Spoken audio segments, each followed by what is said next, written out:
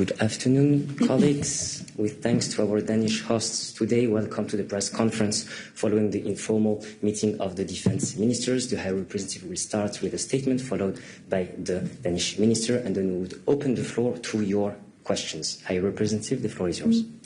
Good afternoon, everybody. Glad to see so many of you here. So we just concluded a productive meeting with the European defense ministers. And thank you, Troels, once again for hosting. America wants peace, Ukraine wants peace. Who doesn't want peace is Russia. It is clear because Russia responds to these peace efforts with missile attacks. Wednesday's attack on Kiev shows how deliberate the choice of Russia is to escalate and also mock the peace efforts. President Zelensky has clearly expressed already several months ago to be ready for the talks, but Putin is stalling by any means possible, and therefore Ukraine needs to be supported by military aims. This remains crucial. The EU and our member states have already provided over 63 billion euro in military support to Ukraine since the war began, and in 2025, 25 billion.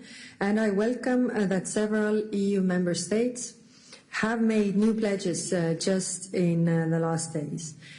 Aid to Ukraine saves lives. We must continue to step up. The European Peace Facility can provide funding to support this effort. It can reimburse member states for weapons purchased for Ukraine, including for supporting NATO's Pearl initiatives. So the continued blocking of the EPF is not justified. Resolving this swiftly is important for the work between Europe and also United States to support Ukraine, and bilateral issues must not block the aid. Today, ministers also discussed the European role in security guarantees, the European Union role. And it is clear that Europe will fully play its part.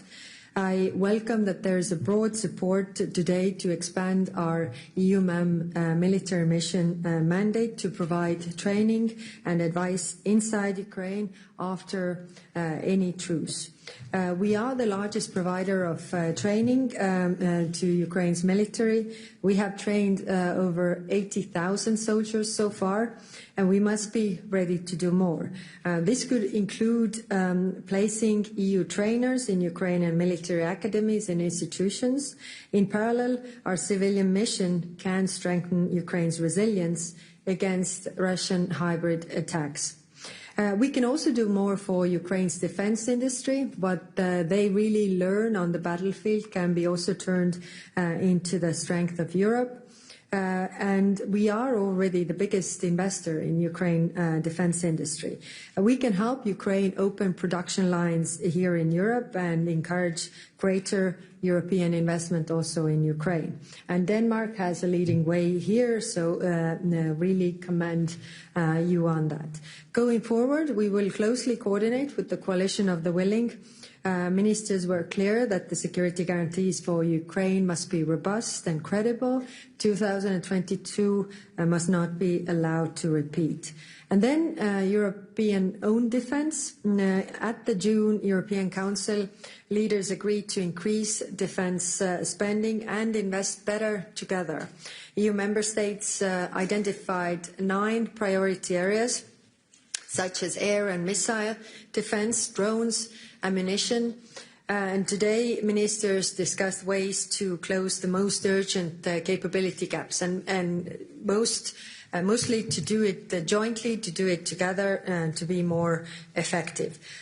We are identifying lead nations for each area by October European Council, alongside with the roadmap for defense with clear objectives and milestones.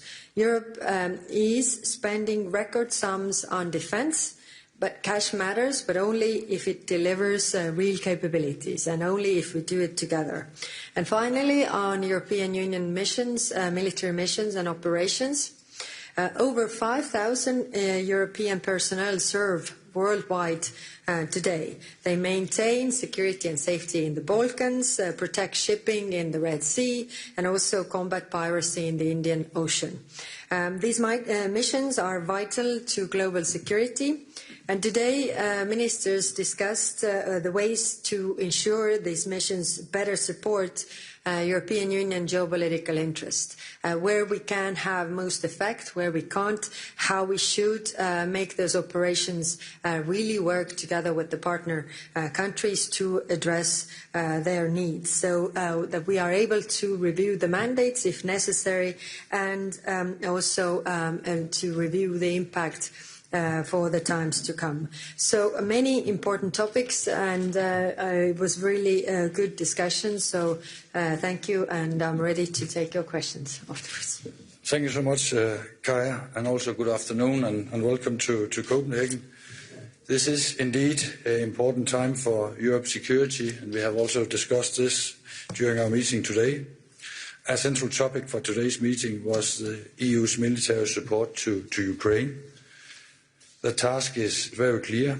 Ukraine needs more military support, and they need it right now. We do not have time on our side, and the costs, if we are not acting now, will be much more substantial in the longer term. We simply don't have a choice. I also used the opportunity today to give some remarks about the Danish model, and the Danish model has been, I would say, great success. Last year, we were able to spend about 600 million euros through the Danish model to invest directly in defense companies in Ukraine. And my expectations would be that this year we will be able to invest about 1.4 billion euros directly into defense companies in Ukraine. And the lessons learned is also quite ambitious, and also, I would say, more to follow. First of all, Ukraine defense industry are producing very fast. Compared to European companies, they are able to produce in months, not years. And it's, for the second part, also a very cost-effective model. So we have to do even more in that area. Hopefully more countries will be supportive. Today we have heard quite much support for doing more through the Danish model, and I'm quite happy to see that.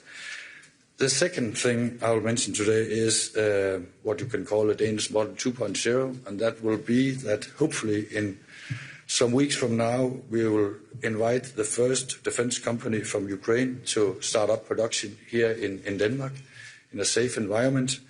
I also expect that more Ukrainian defense companies will follow later this year, and I think that will be also a way forward to give even more support to Ukraine.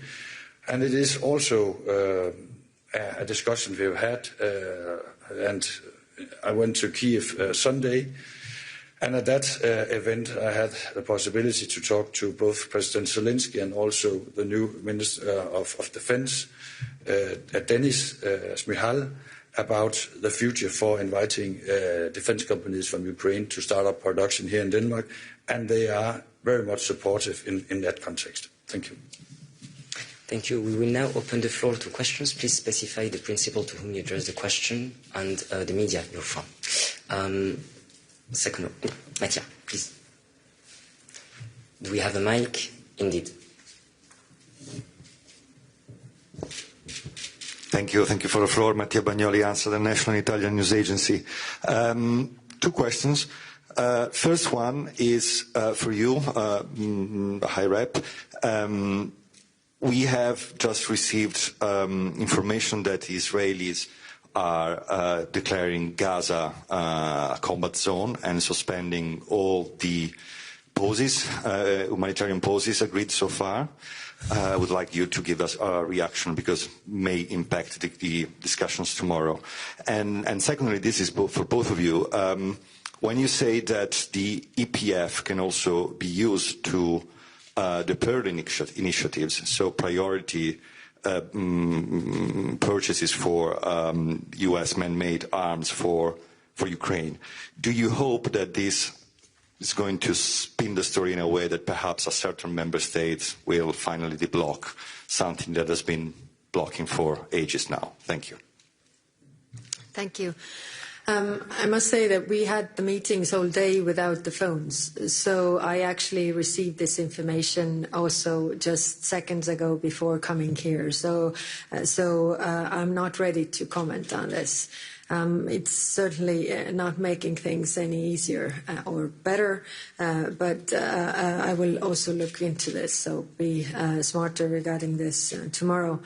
Now, when it comes to the Pearl Initiative, then it is true that in the EPF we have 6.6 billion euros blocked. And we have offered to our Hungarian colleagues different ways out. I mean, opt out like they have in NATO.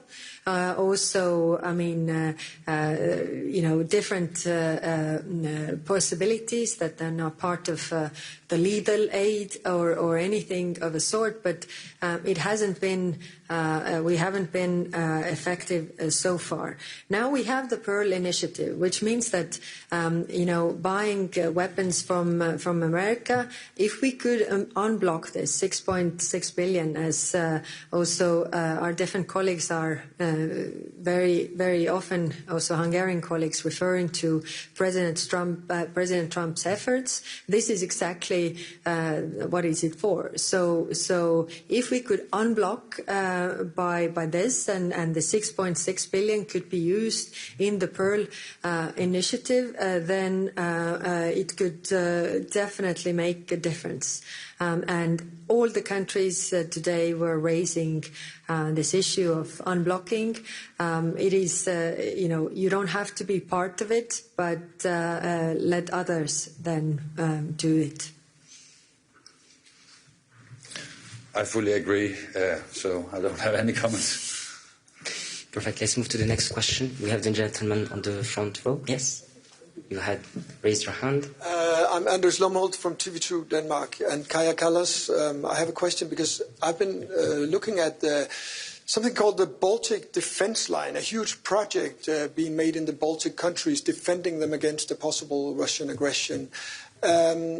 They are cash-strapped. They are looking for extra funding. They're asking EU for support and funding. Will they get that?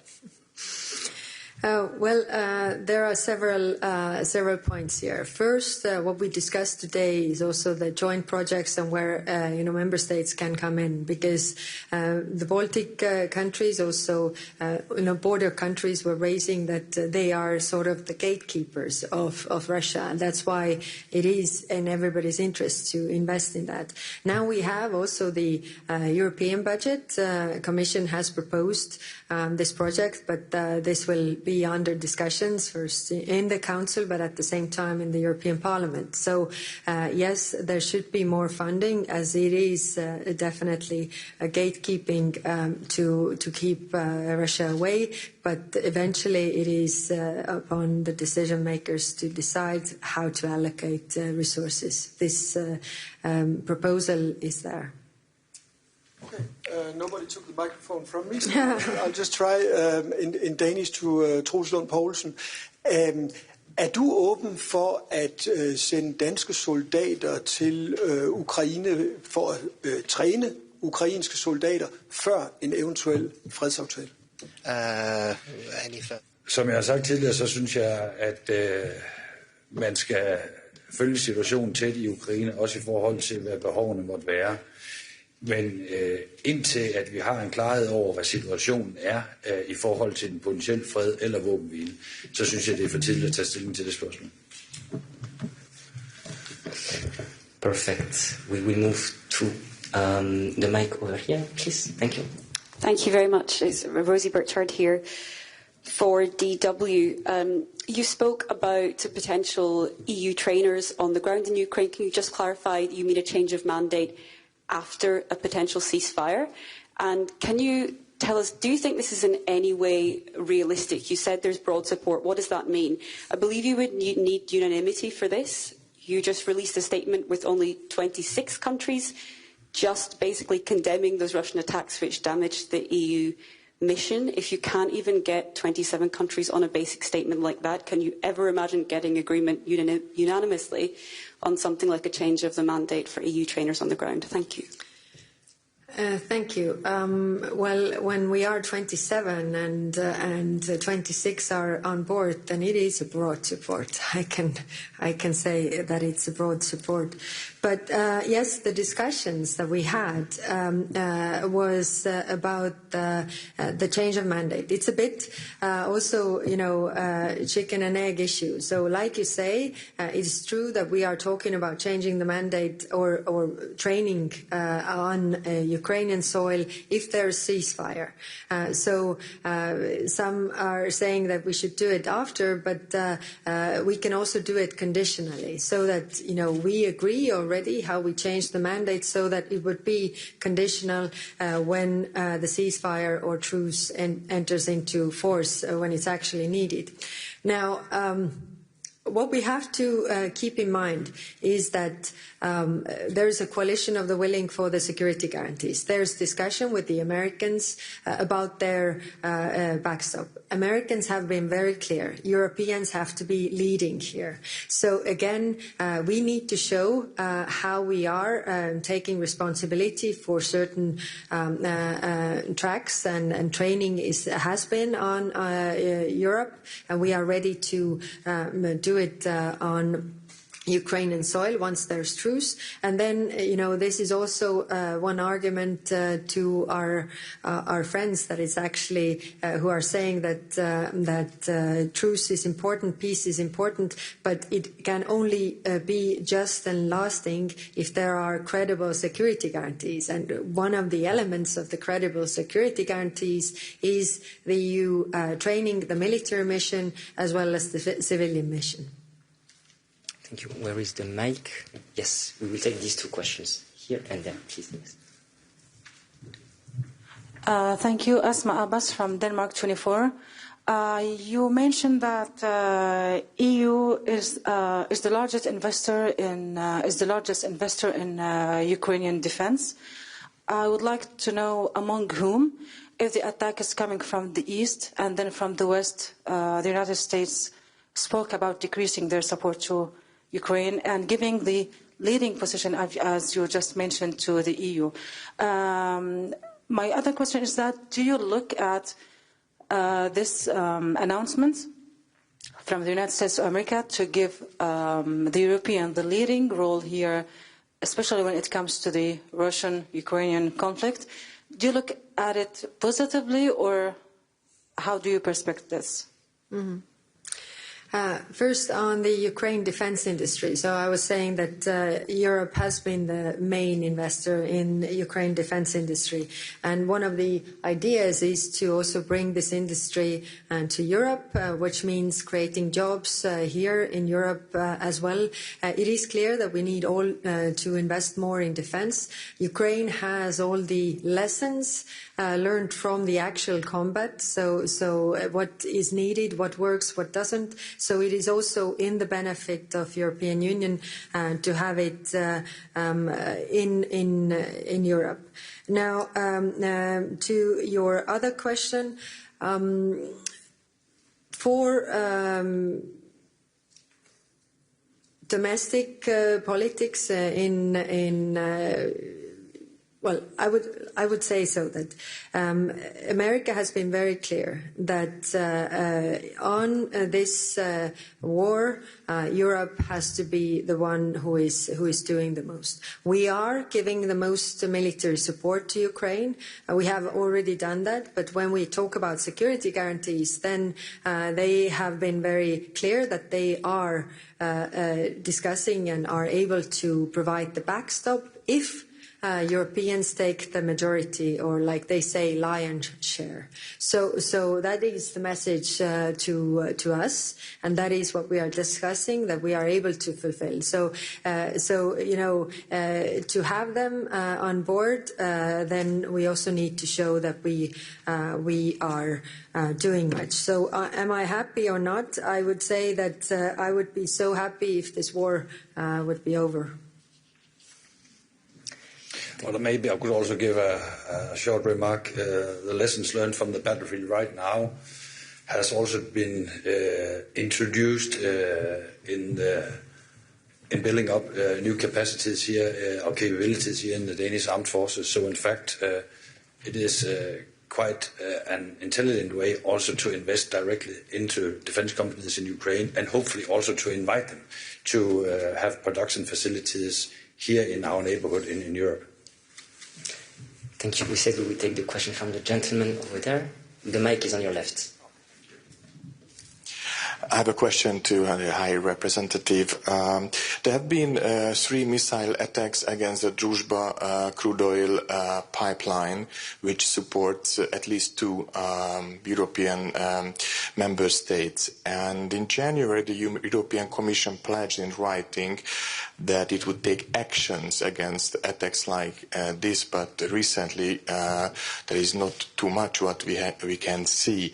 So why doesn't the Commission see it as a direct threat against European Union member states and the critical infrastructure?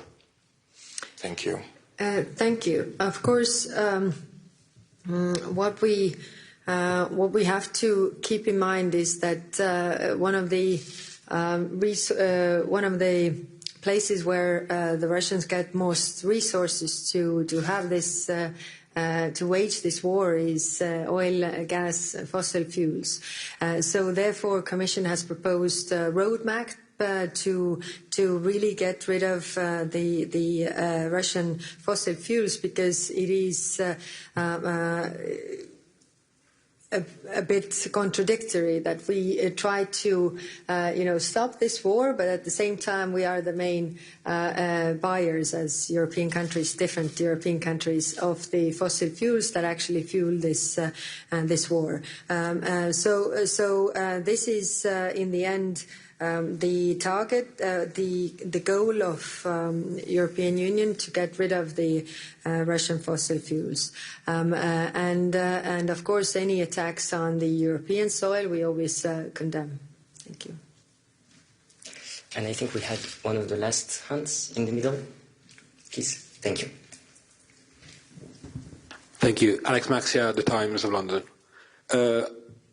Copenhagen, you mentioned, is going to offer safe haven to Ukrainian defense companies. I was wondering what kind of weapons are going to be produced here in Denmark, and also if any other European countries have raised their hand and offered to also offer similar safe haven to Ukrainian defense companies. I'll not make any announcement today about which kind of systems that could be produced here in Denmark. Hopefully I'll be able to give an interview and also have a press conference on that in the coming weeks. We're working very closely with our friends in Ukraine with that.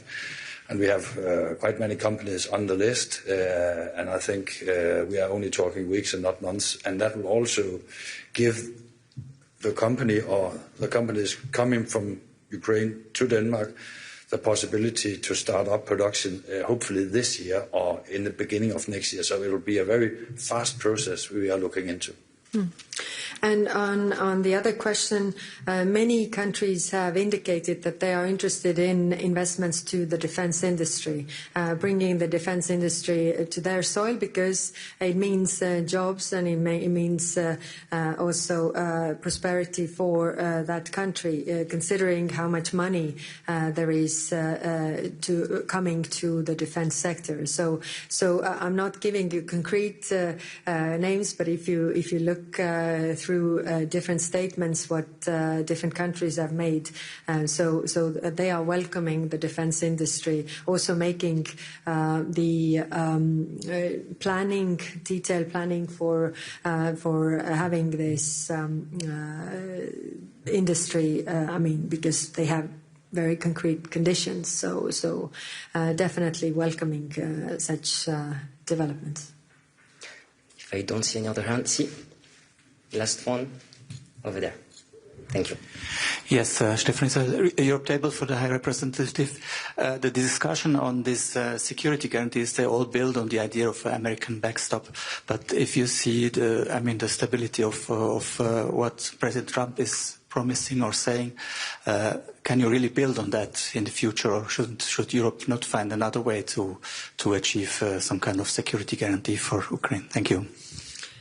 Actually, it is the other way around, or you might say that it's also what comes first, because Americans are saying they are providing backstop if we are, taking the lion's share. So Europeans, what we are discussing is to take that lion's share in order to also invite the Americans in. So not putting the main burden on the Americans, but inviting them to be part of it, like we have those discussions ongoing, and that is conditional that we do more ourselves. And this is only what we can discuss ourselves. What more can we do? I think this brings our press conference to an end. Thank you very much. Thank you to our hosts, and see you tomorrow. Have a nice evening. Thank you.